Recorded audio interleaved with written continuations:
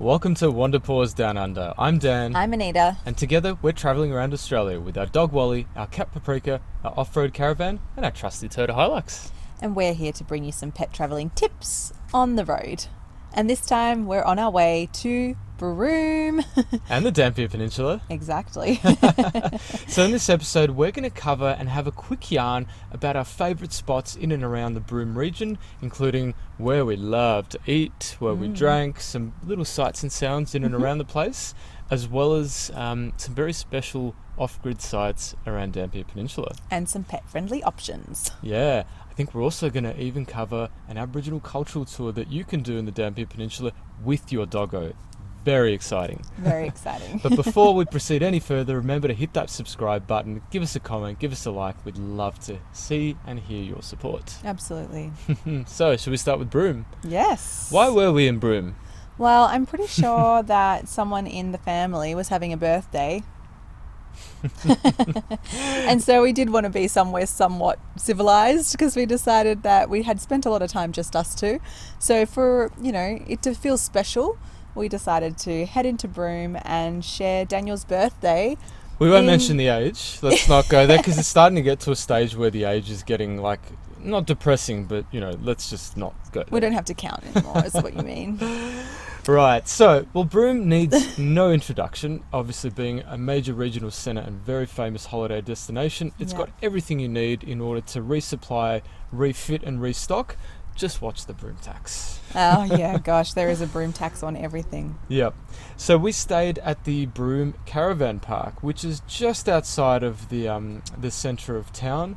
We stayed there because it actually had the best price rates in town for powered sites. Substantially cheaper. Yep. And let me tell you, we needed that powered site. We're all about off-grid anytime we can, but when it's pushing 40 degrees and the build-up is starting, and there's high humidity, we decided we'll splash out the extra $10 a night. Absolutely. Get a powered site so we can crank that aircon, and I think it probably saved all of our skin. Yeah, and obviously if you've got pets, that's something that you have to consider, like whether you think you can tolerate the humidity or not, which to be honest you would not be able to tolerate this kind of humidity, but the pets can't. So powered site it was, caravan park it was just the safest option at this particular time when there was a heat wave moving through Broome just as we arrived. Good old build-up hitting over 4 to 5 weeks earlier than normal. But anyway, it had a pool, that was great. Obviously it was a nice pool too. It was a really nice pool. The dog and the cat could not use the pool, but we could, so I guess we were happy. Yeah. But there was plenty of shade at our campsite and stuff like that. It was really quite spacious. Yeah, it's a good spot. Good spot, good facilities. Yeah, nothing to complain about. Very easy.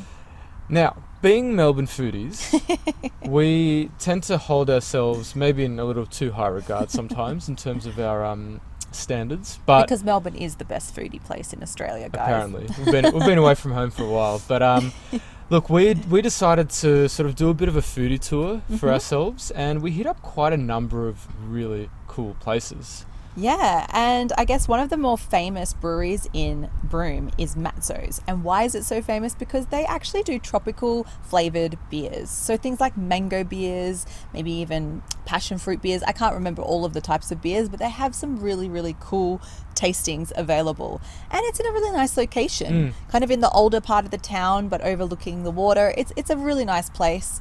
And pet friendly. Yep. Great food. Everything about it's great. Loved it. Definitely well worth visit. Broome Closet for cocktails. Oh, that was another good one. So that's like a little upstairs kind of cocktail bar. Really cool vibes inside, but you can also sit outside on the patio. And yeah, again, just a really, really great cocktail menu, good gins, good everything. Good happy hour specials as well, which is I think what drew us in initially. Being a bit of cheapo budget people, we were on the happy hours. And just downstairs from the Broome Closet is Mr. Saigon, which is a really nice little Vietnamese joint. Good, proper, authentic Vietnamese food. Yeah. Doggos are allowed if you sit outside. Yep. Definitely was quite a tasty one. And in that region, there's actually quite a few things just to check out in the town of Broome, where the Chinatown is. There's the Sun cinemas, like outdoor cinemas, some really cool olden day cinemas and different things to do there. So it's a good spot to hit up, and there's a few different cafes and eateries around. Yep, no crocodiles on the streets, which is great. Nice and easy. But we do have to mention the belle of the ball. The one that really ticked all the boxes for us. I was going to say, am I the belle of the ball? I'm not really much of a belle. I'm got some hairy legs, a bit too hairy to be a belle. No, I don't think so. But for Dan's birthday, we wanted to go somewhere a little bit fancier, and my friend does live in Broome, and she suggested us to go to a beautiful South American restaurant called Fuego, and it did not disappoint. Yes, this is on the more pricier side, so it's a bit of like a dine-out experience. So if you're going to, save one good meal when you're in this part of Australia, this is the one. Yep. And we got a banquet, and to be honest, I have never not finished food before. Like, I swear, like, we eat banquets to the bone. Like, we have no problems eating. And as a bloke, like, I usually expect her to leave me foods, to finish off. It never happens. Never happens. Not with this one. But this time at Fuego, we literally went home with boxes, and not just one box, like boxes of food. It was so good value for the money. It was a beautiful experience for your birthday. Yeah. Really cool vibes, music. Yeah. The food actually was just phenomenal. Yeah, it was. It was to rival any top-end restaurants in Sydney or Melbourne or anywhere on the East Coast for that matter. Could not fault the food. Absolutely. It was very, very special experience. And really cool cocktails. Some of them even have smoke and cabinets that they come out of, and it's really cool. So it's in a vibe, and after like 9:30 p.m. they have music and DJs playing. So it's a good fun, definitely worth it. There is one other place that is worth going to that we'll mention if you're into cocktails and wine and whatever else, beer, food. And sunsets. And sunsets. So the sun doesn't set on this side of Broome, but this mangrove hotel is literally overlooking the mangroves. So when the sun sets on the other side, the lights and the colours, the way that it kind of like, it's pink and purple and blue over the mangroves. If you're like someone like me who's never, up until Broome, pretty much seen mangroves, it's a really cool little spot. There's crocodiles probably somewhere, but you're nice and high up on a balcony overlooking the mangroves and the sunset there. Drinks were awesome. Yep. Another top pick. Yep, not pet friendly because you do Not have to pet walk friendly. through a hotel in order to get in there. So leave your pooch or your kitty behind. Yes. But other than that was our foodie adventure when we were in. That was the foodie adventure. Yeah, but there was obviously the famous. Well, no visit to Broome is complete without a visit to Cable Beach. Absolutely. And for me, it was, we visited Cable Beach a few times. Once was closer to the foreshore area and where the flags were. So you can go for a nice walk along the promenade. Doggos are not allowed near the flags, but that's okay. On the leash, like on the promenade. Correct. Up the top. Yep. Yeah. So there's also a nice bar that you can go to on the foreshore. It's called Sunset Bar. Yes. And it's reasonably pricey, but if you do want to save $1, you can actually sit literally 10 meters in front of it. There's a giant lawn that goes down a slope, and you can see the whole beach and even the camels coming in, because obviously Cable Beach is famous for its camels on the beach. So you can sit there and have a BYO. And you can watch that famous sunset over Cable Beach. Absolutely. And you can bring your own drink so that you don't have to pay the Broome tax at the Sunset Bar. Yep. But the Sunset Bar is a beautiful location. It is. Now, I also went to a different part of Cable Beach just for a quick dip. And originally the plan was for me, Anita and Wally to all go for that said dip. But it was a bit of a walk from the car park, and the sun was just beating down. So as soon as we set foot on that sand, we decided it'd be safest for the dog not to come with us. So Anita stayed with Wally in the air-conditioned car. I did a runner and ran across that sand. Basically got to the beach, jumped straight in the water, and I think within about 3 or 4 minutes, a helicopter started whizzing above me and kept hanging around. Yeah. And the pilot was making some sort of motion, pointing somewhere, and it wasn't very clear what was happening, although I did obviously recognise that something was happening. And then, about a few minutes later, this ATV buggy thing comes driving along the beach, and a lifeguard steps out of it and said, "Oi mate, you got to get out of the water. There's a croc on its way." My very first crocodile evacuation. So, I'm pretty sure the first time that Dan went to Perth, he got evacuated for a shark. Yep, great white shark. So now his second experience in WA waters, I mean, you swam places before, but it was now the croc at the top end of WA. So it's a bit of a laugh, but not a laugh if something unsafe had happened. Thank God Cable Beach, they're onto it there because it is a very, very high tourist, in and out area. It was just quite a funny story for your birthday. Yep. But there are Thanks, parts WA. there are parts of Cable Beach that are dog friendly, but of course, watch out for your pooches. Yep, the footage I've just put up on the screen, those are the said dog-friendly parts. They're well away from the flags, Yep. but you can access them. Just obviously watch the temperature of the sand with your little Yes, pooch, because yes. from the car park that I've just put up on the It was screen, so it is a bit of a hot. walk. Yeah, it was too hot for us. Mm. Another really, really cool dog-friendly experience, I guess, that you can do And in human Broome. friendly. Yeah, human and dog friendly. And children? And cat friendly, I guess, yeah. too. I mean, the cat didn't want to come, but... So, look, there are some other things you can do. There is a really cool, experience called... Well, the area is called Coconut Wells, and people kind of float. So it's kind of like the float. You kind of come from this inlet from the ocean into this really cool little area where the water literally floats you down all the way back to the car park. So people bring their floaties. They bring bloody giant flamingos and horses and couches and all different things down to Coconut Wells, and they jump on there at the start of the inlet and literally float all their way back to Yep. the car park. It's a bit of a cool but scary little area. There is a lot of mangroves around. There doesn't seem to be anyone worrying about crocodiles, but I just There's a think lot of that's kids Broome around people. as well. Yeah, I just Yeah. think there's people in Broome are just not that scared. But yeah, look, it was a really, really beautiful, pristine, blue water, gorgeous. Yep. Yeah, we didn't actually get any footage of our own, so I've put up footage Yeah. that we've been able to find on the internet. Yeah. We were having too much fun, and also we didn't want to leave the valuables in an area because we floated You have to down. walk quite far up. Yeah, it's a bit of a Yeah. mission, but yeah, definitely worth a day out. Yeah. Just watch the sun though, because there's absolutely no Yes. shelter whatsoever, so you're fully exposed. Make sure you slip, slop, slap. Yeah. Yeah, but definitely look. It's only 10 minutes north of Broome. A really, really great day out. It's beautiful, and dog loved it. He was pretty naughty that day, I think. He was. So Dampier Peninsula. Yes. Now, this is another pet-friendly destination. We had Pet a lot friendly. of fun experiences with Wally and Paprika in the Dampier Peninsula. So Yeah. my words are getting screwed up again. Well, firstly, it was similar to Broome. Hot, hot, hot. Yes. This place is steaming hot. Mm-hmm. And, we weren't even there during summer. We weren't even there during the official build-up No. season, but it was Yeah. boiling hot. So, the places we're about to tell you about, they are off-grid, and we were able to do them, but just be You have to be cautious. prepared, yeah. Be prepared and be cautious, because if you don't find shade, it could get Yes. a little steamy. Yes. So the main access onto the Dampier Peninsula is thankfully via a sealed road called Broome Cape Levesque Road. Mm-hmm. Now, before you get too excited and take your two-wheel drive up there, yes, that is the main sealed road, and that'll get you to the tip of the peninsula, but to get to some of the off-grid sites we're about to tell you about, you have to take the access roads. Yeah. And the access roads are definitely not sealed, and definitely not fun to travel down, although the distances are not huge. Yeah. They're bright orange and bumpy. Yeah. So the first place we'll tell you about is Quandong Beach or Quandong Point. It's Yes. located 50 k's north of Broome, along this said Broome Cape Levesque sealed road until you get to Minari Road. And when you get to Minari Road, you'll turn left and you'll continue up there for probably about 20 minutes. Please take the advice that I'm about to give you and lower your tyre pressures as soon as you get on this road. You'll feel it anyway because it's really corrugated. It's probably about a 7 out of 10 in terms of Yeah. crappiness, where Yeah. 10 is horrific.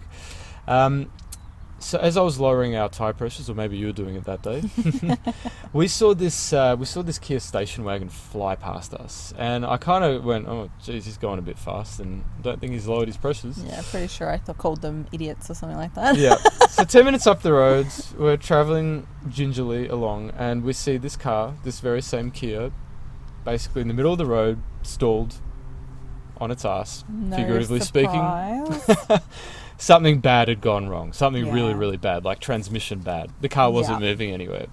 And this young couple motioned for us to pull over and assist them. They were from, well, I think he was from the UK. She was maybe Italian, from I Italy. think. Yeah. Yep.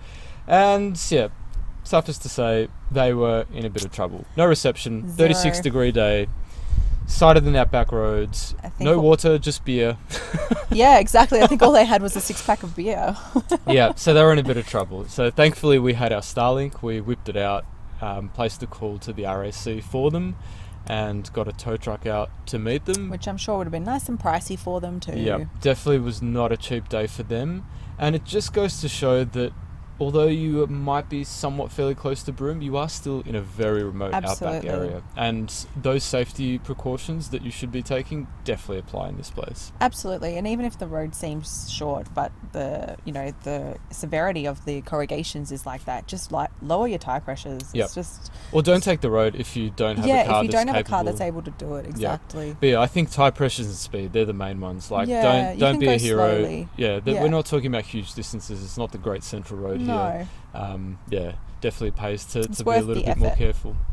Anyway, now that war story's gone, let's talk about Quandong Beach. Oh, it was absolutely beautiful, let's just say. I'm pretty sure that when we rocked up kind of later in the afternoon because we were looking after those people for a few hours, actually. By the way, they did give us 2 of those beers, so we did get something out of the transaction. Yeah, we did. But because we were sort of delayed, we ended up rocking up a bit late. And there is a number of campsites at Quandong Beach, but not all are created equally and not all are caravan friendly. So there is plenty of space if you have a rooftop tent. Like, you could probably go and find a spot anywhere.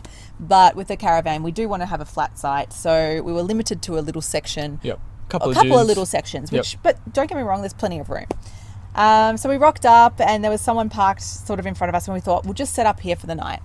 Thankfully, we made friends with the older couple next to us and they were telling us that they were leaving early in the morning. And they said, look, don't unhitch, stay hitched up, and when we leave in the morning, you can have our site. So she knocks on our door the next day. We had a really nice time with these people too. Knocks on our door in the morning, they're off, and we moved into the most beautiful site in the whole entire place, if you ask me. Stunning. Absolutely stunning. With direct access to the beach, overlooking the ocean. Yeah, it was just stunning. And yeah, dog friendly. Free. Plenty of places to walk, free. No water, no dump station, none of that stuff. Yep. It's just wild camping. But we absolutely loved it. Yeah, it was fantastic. It's actually, gorgeous. not many insects either, which was a real big plus. The water, you can actually swim at that beach, Quandong Beach, and the best part about it is compared to some of the other beaches on a peninsula, the currents are a lot more gentle. So, obviously watch out for the crocodiles because they do frequent the area sometimes. Apparently they're not abundant, but sometimes.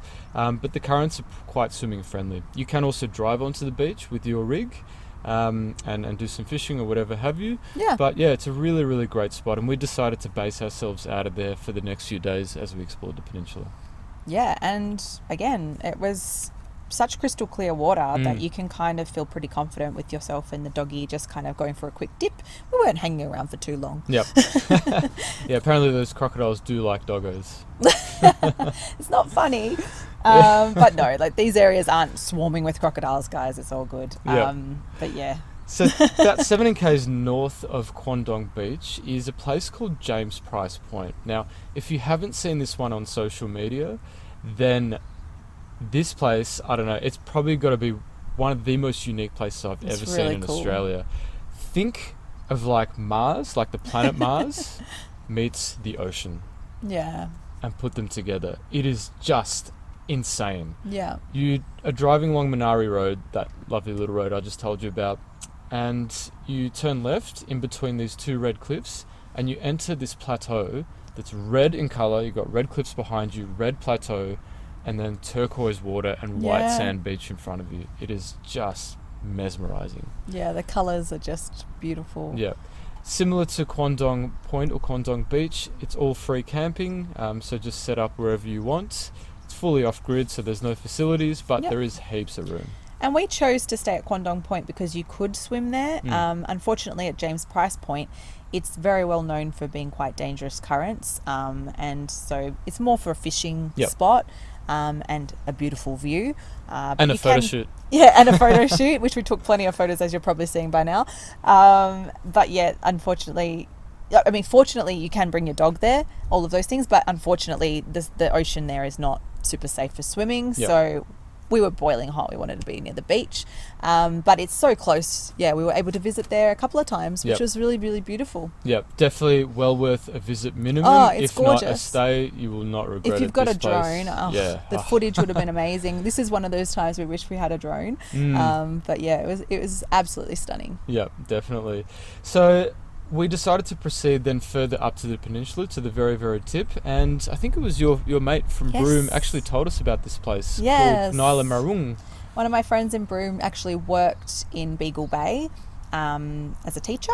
So she told me about a Aboriginal owned campground called Nalmarung, and it didn't disappoint. Just again, such a lovely guy, Alphonse, running the place.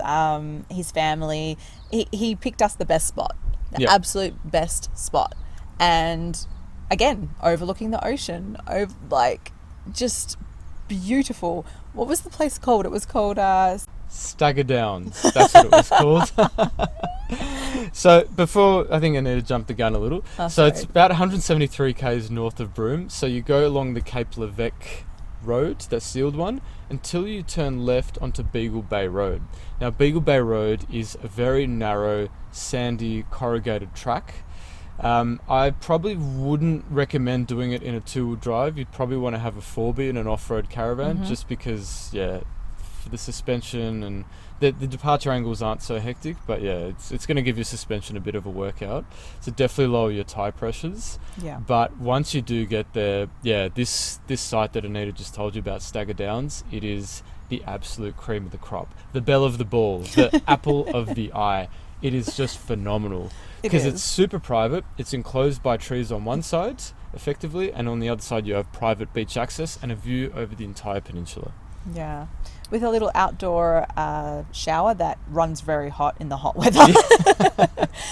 And a fish cleaning station for those that are fishers. Fishermen. I love the fact that, it's quite warm in the day. You're talking about mid to high 30s, and you want to have a nice cool shower to cool off. The ocean's not very cool. You try and have a cool bush shower, and it's like scalding water. Even if you let it run for 10 minutes, it's still scalding. So it was boiling hot, but it is gorgeous, and it is really quaint, and we enjoyed it, and we had absolute privacy, and they do have facilities there because it is a campground, so there is toilets, there is showers, there is dump stations and water fill-ups, so you're all good there.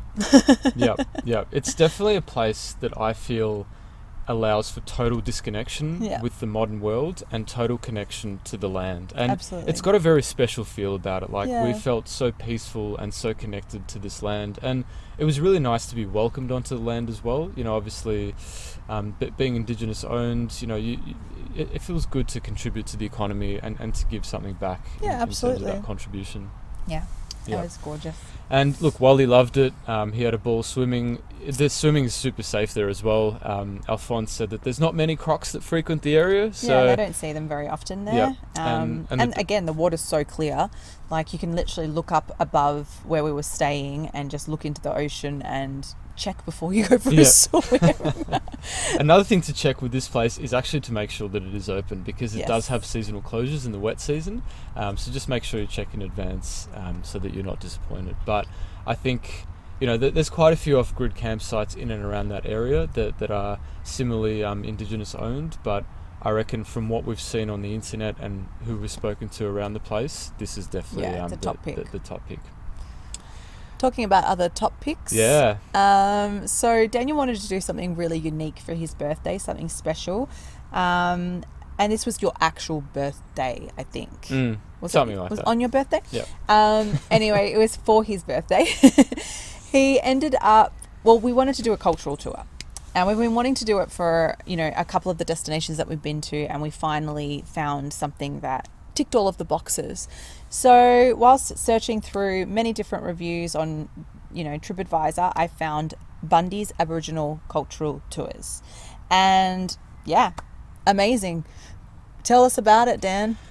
Well, firstly, it was probably one of the most special birthday presents I've ever given myself or even got. This was, as Anita mentioned, it's something we've been meaning to do.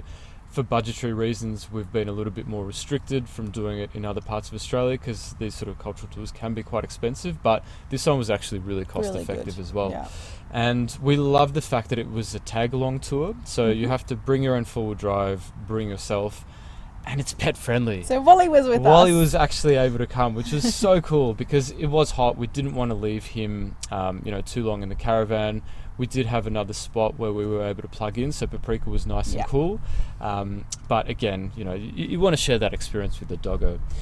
And so you meet in the morning at Jargin Campground, which is located just on the side of the sealed roads. You do a quick briefing, so Bundy introduces himself, he gets everyone to lower their tyre pressures, and then you go for a drive through restricted Aboriginal lands, so the Jargin Township, and then straight onto the sand dunes. And literally, the minute that you kind of got over the sand dunes, it was just beautiful again. Yep, Bardi this, country. Yeah, this beautiful country, like Bardi country. And it was mangroves and ocean and white sand, turquoise water again. But the best part about this tour is being foodies yet again. There was a lot of food involved.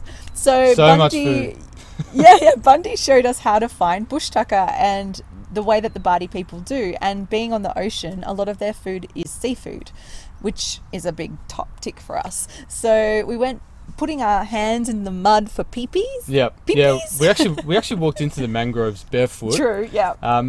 And apparently, Bundy said that there's only 4 or 5 big crocs in the area. 5 to 7. 5 to 7, yeah, but only. The key word was only, so we're like, all right, sweet, no worries. He really gives you this confidence, you know, like when you're walking around, you're like, oh, he's all right, then we're all right, you know. Yeah, he got this. Anyway, so we're walking barefoot through the mangroves where, you've got to search for some peepees in the mud. Yeah, your fingers go, you have to actually pick up the mud with your hands and like kind of seep into all of that mangrove mud. And all the fear just seems to dissipate. Like you're right in there. You just don't care. You just want to find them pippies. Yeah. So in addition to pippies, you're also funny just saying pippies all the time. It's making me laugh. So in addition to pippies, you're also searching for tree oysters. And did you even know they existed? Yeah, well, we found out that's the thing. So literally that they are actual oysters that grow on tree branches on the mangroves. Yeah. Yep. And the cool thing about them is that they literally, like oysters are usually like attached to rocks and stuff, but they just come out of the wood. Like they grow on wood. Yeah, like I don't know if they come out of them. But like they're just looking. Anyway, they're growing on the wood, so it looks like really cool. It's like little shells like coming out of the wood. Yep. But Bundy literally just grabbed the branch and just went, cracked it off. He's like, that that one's ready to go. Yep. Chucked it in the back of the car. Yeah. He also showed us how to find fresh water in a saltwater flat, which was really cool. Yep. So a little bit of survival stuff there. And what else did we find? We went spearfishing. Yeah, so a few of the boys went spearfishing, and that actually ended a little bit poorly because the tide came in really, really quickly, and before you know it, they were up to their heads in water, so they had to come back. Yeah, no fish. But the rest of us, we sort of stuck around the mangrove area and we went mud crabbing. Yes, which would have worked really well if we had found lots of crabs, but there was one crab, and he was being really, really sticky, and he wouldn't like come out. And it was quite funny to watch everyone give it a go. But Bundy obviously eventually was the one to. The man knows what he's doing. He tried to get everyone else to be participating, and then we were like, we're never going to eat, so.